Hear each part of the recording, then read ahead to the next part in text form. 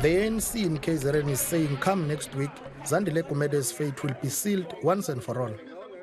There won't be further extension of the leave of absence. I'm quite certain that when the PEC convenes this battle this coming weekend, it will take a decisive decision because in terms of how to move forward.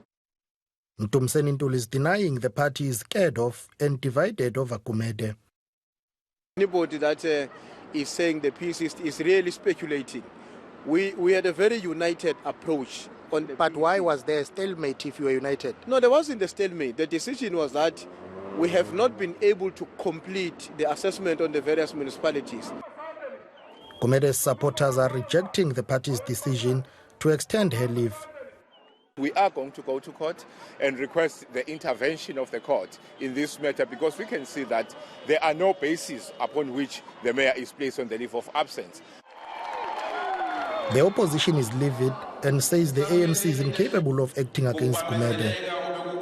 She's been actively working with that provincial leadership, and I think she knows where all the proverbial bodies are buried.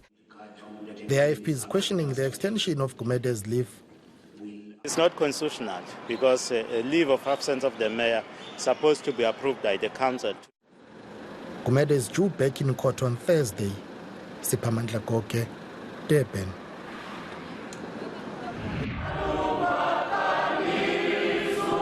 The ANC pulled out all the stops ahead of the May polls in a desperate attempt to expand its footprint in the Western Cape. But instead, support declined in the only province it doesn't govern, mustering only 28.5% of the provincial vote. The term of the former acting provincial executive expired in June. ANC Deputy Secretary-General Jesse Duarte will now lead the process for the establishment of an interim provincial committee. Just like you, we see on social media that the Western Cape PEC has been disbanded. We have not been informed officially. So hopefully this meeting of 12 o'clock is going to inform us. But even if that is the case, it's not going to have any impact in terms of how the caucus functions, because the caucus accounts to the Regional Executive Committee of the ANC, which the Regional Executive Committee of the ANC in Dalaoma is still intact. Duarte says the first job of the interim committee will be to sort out the branches. Regional conferences will have to be held before a provincial conference can be arranged. There hasn't been a provincial conference since 2015. The ANC NEC says the provincial interim committee will have to implement a process of renewal and rebuilding in the province, and that its efforts to reclaim the Western Cape remains on course. Lindsay Dentlinger, Cape Town. SANEF says if journalists aren't protected, it will be open season for attacks on the media. The EFF is being accused of basically creating an environment that encourages the harassment and intimidation of journalists. SANEF's lawyers say that if someone is acting appallingly in your name, then you must speak up. There's no problem with criticizing journalists. Actually, we welcome criticism. What we are against is the manner in which Julius Malema was doing it and the language that he was using outside of the Zondo Commission. So he named in particular journalists that are very critical in their reporting of the EFF. And then secondly, he used things like, when the enemy raises its head, you must cut it off. And then he said that members of the EFF must deal decisively with some of these journalists. Yes, he later tried to qualify it, but we still argue that people do selective listening, and in that context he was inciting violence. SANEF says if anyone has a problem with a particular journalist, there are channels through which this can be addressed.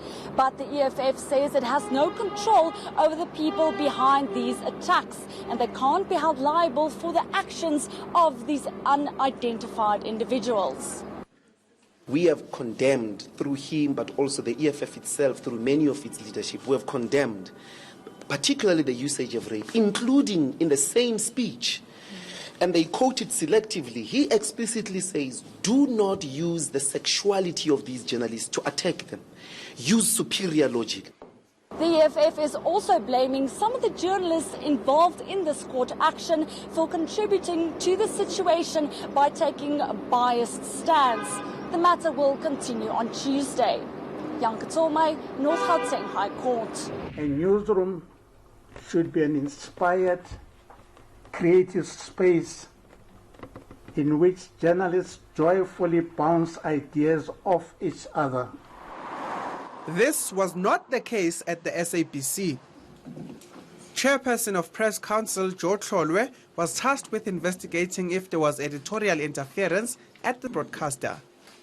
What he found was concerning.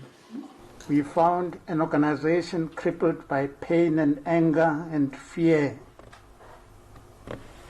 by frustration, anxiety and apathy, and by inattentiveness, detachment, and helplessness. The commission identified former Communications Minister Faith Muthambi, SABC board member Ellen Shabalala, and former SABC COO Hlaudi Mutswaneng as the main culprits. If you read the report, there are several incidences where Minister Faith Muthambi interfered in the editorial decision making. In KwaZulu-Natal, in Limpopo, several incidences are mentioned in that report.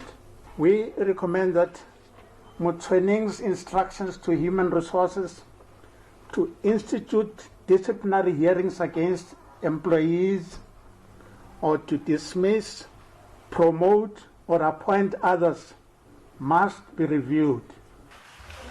Despite claims, the commission didn't find evidence of interference by political parties.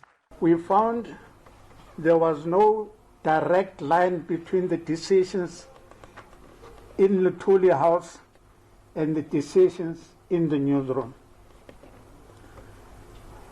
We couldn't trace that line, but the spectre of the ANC hovered over the newsroom.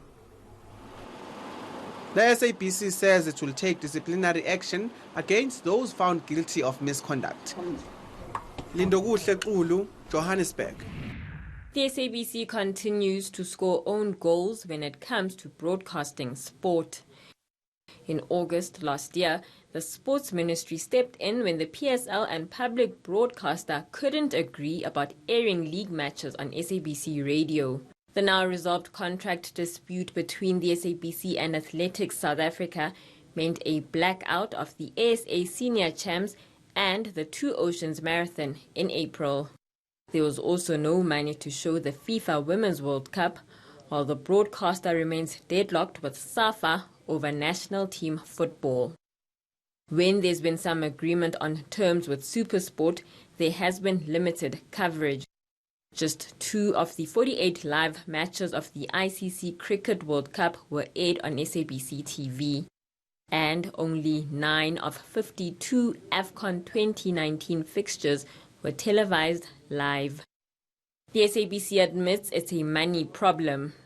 It's offering SuperSport 72 million rand to broadcast 144 PSL matches. But the pay TV channel is asking for 280 million rand, amounting to around 2 million rand per match. We made an offer of about 72 million, and the maximum we can get in returns for a match like that is 57 million. So at the moment, SuperSports wants us to pay 280 million rand, and those are the kinds of losses that the SABC cannot afford. The SABC wants domestic football back on viewers' screens, but says it must be at an affordable rate. It points out that acquiring rights to the English Premier League is cheaper than the PSL. For English Premier League, we pay less than half than what we would pay for PSL, and we would get no losses.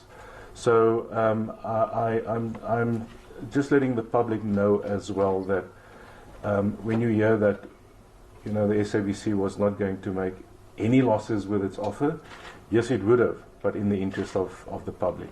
The SABC says it's made a massive loss of 1.3 billion rand from broadcasting domestic football over the last 5 years.